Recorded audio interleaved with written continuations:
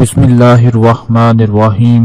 السلام علیکم ورحمۃ اللہ وبرکاتہ۔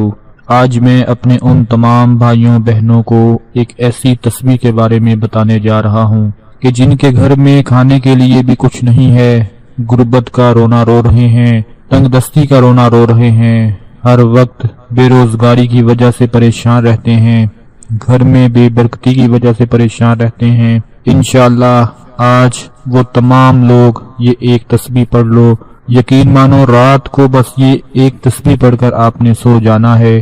صبح جیسے ہی آپ اٹھیں گے سارا دن دولت ہی دولت آتی رہے گی، کبھی رزق کی کمی نہیں آئے گی۔ یوں کہہ لے کہ گھر والے آپ کے پیچھے پیچھے بھاگتے رہیں گے اور پوچھتے رہیں گے کہ آپ نے کون سا ایسا عمل کر لیا کہ گھر میں برکت آنا شروع ہو گئی، رزق آنا شروع ہو گیا، دولت آنا شروع ہو گئی۔ آج کی یہ تسبیح بہت ہی زیادہ خاص ہے، بہت ہی زیادہ پاورفل تسبیح ہے۔ اس کو پڑھنے سے، اس کا ذکر کر لینے سے آپ کی ساری غربت مٹ جائے گی۔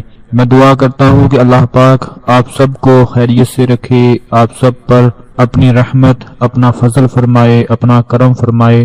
جو لوگ آج کے اس مہنگائی کے دور میں بہت زیادہ پریشان ہیں، اللہ پاک سب کی مشکلات کو آسان فرما کر آپ کے لیے ایسی جگہ سے وسائل پیدا فرما دے کہ رزق کی کمی پوری ہو جائے، گھر میں برکت آ جائے، رزق میں جتنی بھی آپ کو پریشانی لگی ہوئی ہے وہ ختم ہو جائے۔ دوستو، ہمارے بڑے بزرگ جو بھی بات کہتے تھے 16 آنے درست ہوتی تھی کہ گھر میں روشنی رزق سے ہوتی ہے، اور آپ کا بھی یہ تجربہ ہوگا، میرا بھی تجربہ ہے کہ یہ بات بالکل درست ہے۔ جب رزق آتا ہے تو وہ اپنے ساتھ خوشیاں بھی لے کر آتا ہے۔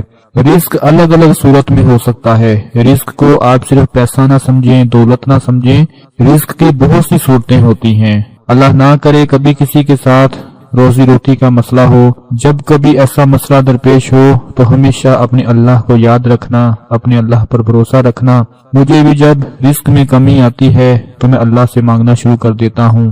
وہ صبح کے وقت بھوکا ضرور اٹھاتا ہے، مگر رات کو جب سلاتا ہے تو بھوکا نہیں سلاتا، پیٹ بھر کر سلاتا ہے۔ آج کی یہ تسبیح آپ نے کسی صورت بھی مس نہیں کر دینی۔ میرا وہ بھائی، میری وہ بہن جو اس وقت اس حال میں ہے کہ اس کا پرس خالی ہو چکا ہے، اس کی جیب خالی ہو چکی ہے، اس کے پاس خرچ کرنے کو 1 روپیہ تک نہیں ہے، اور اسے شرم آتی ہے کہ میں کسی کے آگے ہاتھ پھیلاؤں، کسی سے اپنی ضرورت پوری کرواؤں۔ وہ اس بات سے بھی شرم محسوس کرتا ہے اور چاہتا ہے کہ جو اللہ کی ذات ہے، جو پروردگار ہے، وہ اس کی مدد فرما دے۔ تو آج میں اپنے اس بھائی، اس بہن کو جو تسبیح بتانے جا رہا ہوں، یہ رات کو سوتے وقت آپ نے پڑھ لینی ہے۔ خدا کے لیے سونے سے پہلے موبائل کا استعمال ہمیشہ کم کر دیں۔ جب سونے لگیں تو یہ 2 سے 3 منٹ کی ایک تسبیح پڑھ کر آپ لوگوں نے سو جانا ہے، اور نیت یہی رکھنی ہے کہ اللہ پاک رزق دولت میں اضافہ عطا فرما دے۔ یہ تسبیح پڑھنے کی صرف دیر ہوگی، راتوں رات ایسے غیبی خزانوں سے رزق آنا شروع ہو جائے گا کہ آپ سوچ بھی نہیں سکتے۔ جو تسبیح میں آپ کو بتانے جا رہا ہوں، اس سے پہلے اور آخر میں یعنی اول و آخر درود شریف، درود ابراہیمی لازمی پڑھنا ہے، کیونکہ درود ابراہیمی بہت بڑی طاقت ہے، بہت بڑی کامیابی ہے، جس کے ذریعے سے ہر دعا قبول ہوتی ہے، ہر وظیفہ قبول ہوتا ہے، ہر عمل قبول ہو جاتا ہے۔ جو تسبیح آپ نے پڑھنی ہے، رات کو جب اپنے بستر کے اوپر لیٹ جائیں تو سیدھی کروٹ لے کر سیدھی جانب منہ کر کے آپ لوگوں نے سیدھے ہاتھ میں ایک تسبیح پکڑ لینی ہے، اور تسبیح کے ہر دانے کے اوپر ہاتھ رکھ کر آپ نے پڑھنا ہے یا اللہ یا صمد یا احد یا حمید، یا اللہ یا صمد یا احد یا حمید۔ تسبیح کے جس دانے کے اوپر ہاتھ رکھتے جائیں اس پر یہ پڑھتے جائیں یا اللہ یا صمد یا احد یا حمید۔ دوستو، جب بندہ اللہ کی ذات کو صمد کہہ کر پکارتا ہے، احد کہہ کر پکارتا ہے، حمید کہہ کر پکارتا ہے، یقین مانو وہ اللہ کی ذات، اس کی رحمت جوش میں آ جاتی ہے۔ اس کی رحمت اتنی جوش میں آتی ہے کہ وہ فرماتا ہے کہ میں اس بندے کو عطا کر دیا جائے۔ میرا اللہ فوراً دعا کو سن کر، اس کی پکار کو سن کر اس کی مدد فرماتا ہے۔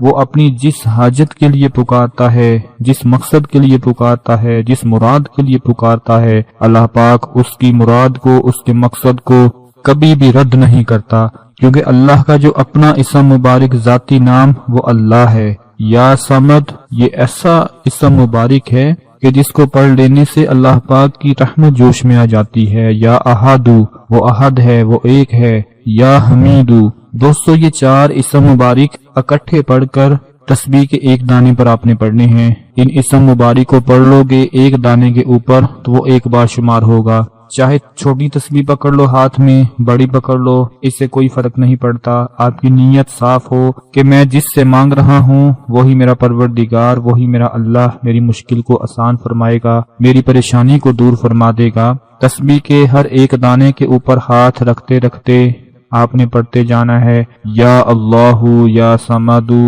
یا احدو یا حمیدو، پڑھتے جائیں یہاں تک کہ تسبیح کے آخری دانے پر پہنچ جائیں، اور آخری دانے پر پہنچ کر پھر آپ نے درود ابراہیمی ایک بار پڑھ لینا ہے۔ اس کے بعد آرام سے چپ کر کے آپ نے سو جانا ہے۔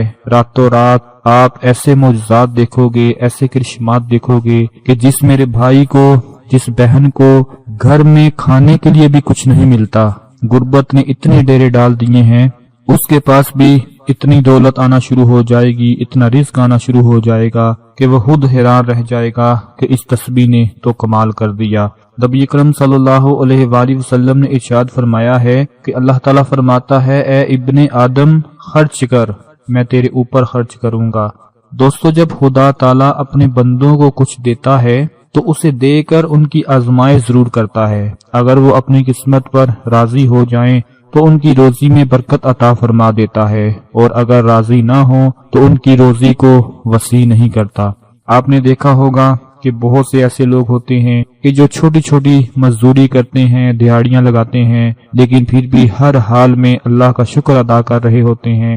کسی بھی دہاڑی دار مزدور کے پاس جا کر بیٹھ جائیں، اسے پوچھیں کہ کیا حال چال ہے، کام کیسا چل رہا ہے، وہ آپ کو یہی کہے گا کہ اللہ کا شکر ہے، اللہ کی رحمت ہے، اس نے بڑا رزق دیا ہوا ہے۔ لیکن اگر آپ کسی بھی کھاتے پیتے آدمی کے پاس چلے جائیں، جس کے پاس گھر ہو، گاڑی ہو، اس کو آپ جا کر پوچھ لیں، وہ کہے گا آج تو حالات ہی بہت خراب ہو چکے ہیں، غربت نے ڈیرے ڈال دیے ہیں، کام بند ہو چکے ہیں، گزارا بڑی مشکل سے ہو رہا ہے، یعنی وہ ناشکری کر رہا ہوتا ہے۔ لیکن ایک غریب آدمی جو 700,000 روپے کی دیہاڑی لیتا ہے، وہ ہر حال میں اللہ پاک کا شکر ادا کر رہا ہوتا ہے، اور اس کے منہ سے شکر کے علاوہ اور کچھ بھی نہیں نکل رہا ہوتا۔ اسی بارے میں فرمایا گیا ہے کہ جو اپنی قسمت پر راضی ہو جائیں تو ان کی روزی میں اللہ پاک برکت عطا فرما دیتا ہے۔